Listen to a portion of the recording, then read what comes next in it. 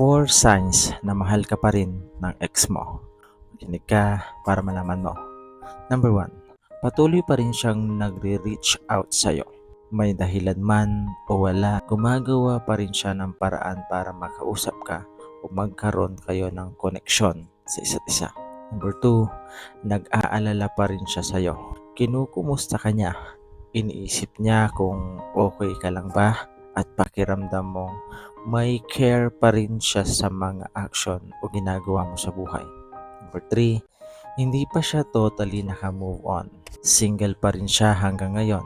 Sa kabila ng tagal o pagkasira ng relasyon ninyo, hindi pa rin siya naghahanap ng iba. Makikita mo sa kanya na walang pagbabago. Hindi nagsiseryoso sa iba kung mayroon man. Tila nagpapahiwatig na may hinihintay pa siyang bumalik at ikaw ang gusto niyang bumalik. Number 4, i-follow mo ako para malaman mong maaaring mahal ka pa rin ng ex mo. Pero huwag mong kakalimutan sana na hindi lahat ng nagmamahal at mayroon pang pagmamahal ay handa ka ulit ipaglaban hanggang sa huli. Kasi ang iba ay bumabalik para saktan ka ulit. Tandaan mo yan. God bless. 4 reasons kung bakit nagiging rebound ka. Makinig ka para malaman mo. Number 1, hindi pa healed sa past relationship. Kapag bagong hiwalay ang isang tao, madalas naghahanap agad siya ng kapalit para matakasan yung sakit. Hindi dahil mahal ka niya agad, kundi dahil gusto lang niyang punan ang nawalang tao sa buhay niya. Number 2, takot mag-isa. May mga tao na hindi sanay na walang partner. Kaya kahit hindi pa sila emotionally ready, pumapasok ulit sila sa isang relasyon. Ang problema, ikaw ang nagiging pansamantalang comfort, hindi tunay na pinili. Number 3, ginagamit para makalimot. Minsan may mga taong pumapasok sa bagong relasyon para patunayan sa sarili o sa ex nila na okay na sila. Pero ang totoo, ginagamit lang nila ang bagong tao para makalimot. At kapag naka-move on na sila, doon nila marirealize na hindi pala ikaw ang gusto nila o wala silang pagmamahal na nararamdaman sa'yo. Number 4, i-follow mo ako para malaman mo ang katotohanang minsan hindi naman talaga ikaw ang gusto. Ikaw lang yung nandyan noong mga panahong kailangan niya ng pansalo sa sakit na nararamdaman ng kanyang puso. Tandaan mo yan. God bless. 4 reasons kung bakit ka nahihirapang i-let go ang relasyong toxic na. Makinig ka para malaman mo. Number 1, umaasa ka pa na magbabago siya. Kahit ilang beses ka nang nasaktan, may bahagi pa rin sa'yo na naniniwala ka na baka this time magiging okay na. Number 2, natatakot kang magsimula ulit. Hindi lang siya ang iniwan mo. Iniwan mo rin yung comfort at nakasanayan mo. Kaya kahit masakit, pinipili mo pa rin manatili kaysa magsimula sa wala. Number 3, nakakabit na ang identity mo sa relasyon. Sanay ka na siya ang kasama mo sa lahat. Kaya pakiramdam mo, mawawala ka rin kapag nawala siya.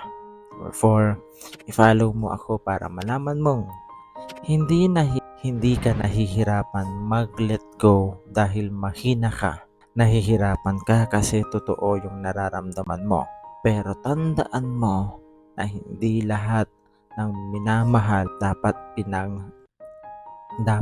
panghahawakan sa dulo. Tandaan mo yan. God bless.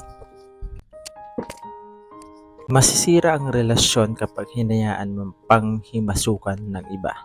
Hindi basta simpleng away. Madalas, nagsisimula ito sa maliliit na opinyon o chismis na pumasok sa relasyon ninyo. Kapag pinakinggan nyo ito, ginawa nyong basihan sa desisyon ninyo, unti-unti kayong magkakahiwalay sa reality ng relasyon ninyo.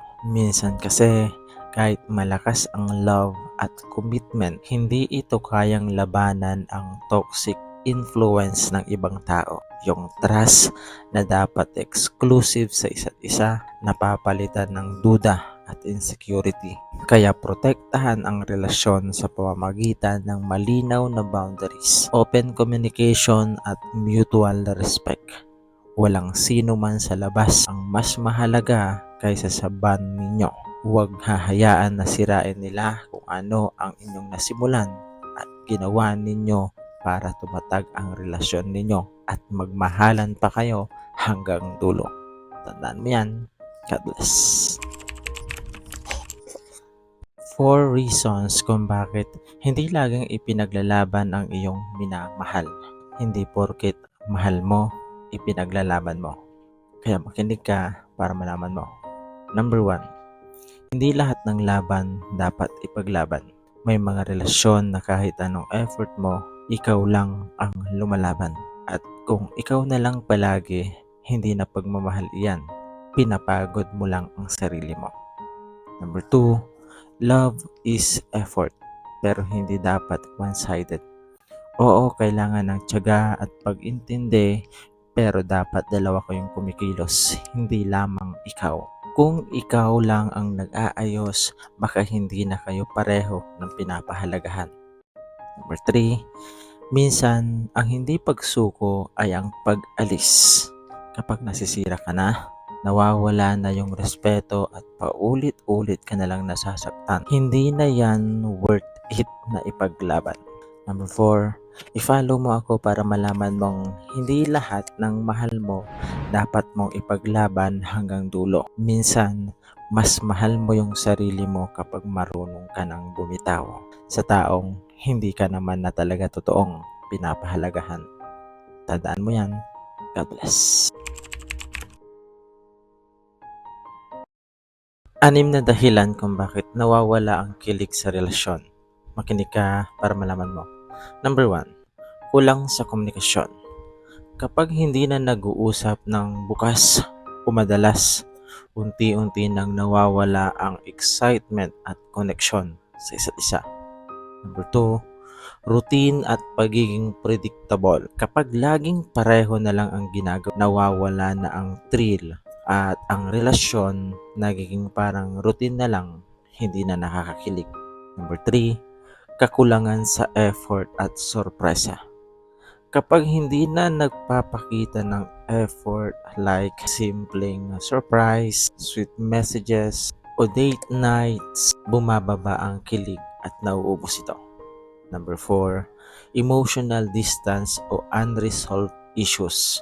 Kapag may tampuhan, sama ng loob, o hindi na naaayos ang problema, nagiging malamig na ang isang relasyon. Number 5, pagbabago ng priorities o focus. Minsan, dahil sa trabaho, pamilya, o personal goals, napapabayaan ang relasyon kaya nawawalan ng time at atensyon sa isa't isa.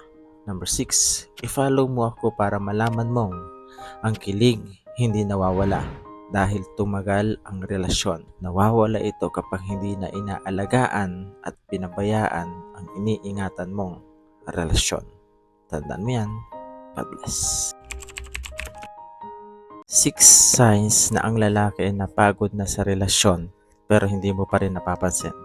Makinig ka para malaman mo. Number 1, hindi na siya nagkukwento. Dati lahat sinasabi niya.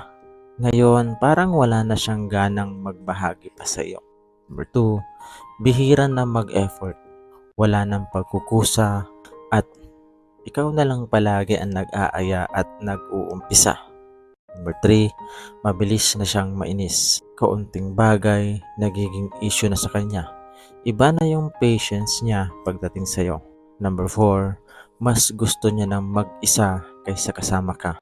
Mas pinipili niya na lang ang kanyang sarili o ibang mga tao o ibang mga bagay kaysa sa oras ninyo sa isa't isa. Number 5, hindi na siya nag-aayos ng problema. Dati naayos niya, ngayon parang bahala na kung masira man ito o lumaki. Number 6, i-follow mo ako para malaman mong minsan hindi sila umaalis agad. Nauuna lang mapagod, kaya habang nandyan pa, alagaan ninyo ang isa't isa. Mapababae man iyan o lalaki. Tandaan mo yan. God bless.